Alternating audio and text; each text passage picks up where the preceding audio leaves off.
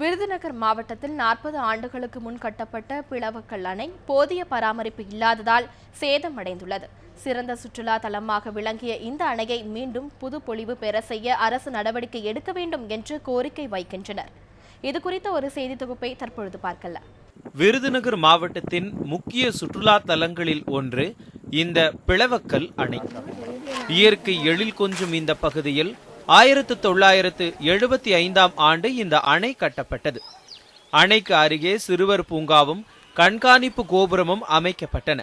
இதனை அடுத்து பொழுதுபோக்குக்காக பலரும் இங்கு வர தொடங்கினர்.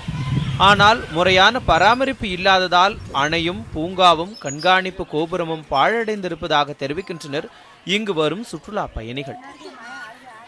பார்க் அந்த அளவுக்கு இல்லை, அதிகமாக ஊஞ்சல் சேதப்படுத்தப்பட்டிருக்கு. வரக்கூடிய சாலைகளும் அதிகமாக பாதிப்படைஞ்சிருக்கு. இது எங்களை மாதிரி வரக்கூடிய சுற்றுலா பயணிகளுக்கும் என்னைய மாதிரி கல்லூரி மாணவர்களுக்கு ஒரு பயத்தையும், அதே சமயம் அந்த ரோடு குண்டும் குழியுமா இருக்கனால வரக்கூடிய அந்த டிராவல் டைம் அதிகமாக இருக்குது.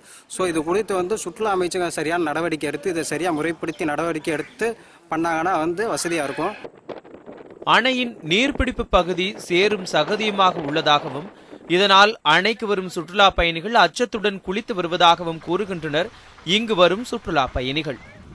சிறுவர் பூங்காவையும் கண்காணிப்பு கோபுரத்தையும் சீரமைக்க வேண்டும் என்று கோரிக்கை விடுக்கும் சுற்றுலா பயணிகள் இதன் மூலம் அதிக அளவில் சுற்றுலா பயணிகளை ஈர்க்க முடியும் என்றும் தெரிவிக்கின்றனர்.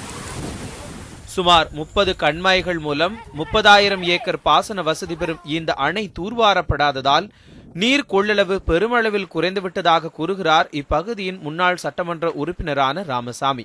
அணை பராமரிப்பிற்காக அரசு தற்போது ஒதுக்கியுள்ள நிதியை கொண்டு பராமரிப்பு பணிகளை முறையாகவும் விரைவாகவும் மேற்கொள்ள வேண்டும் என்றும் அவர் கோரிக்கை விடுத்திருக்கிறார்.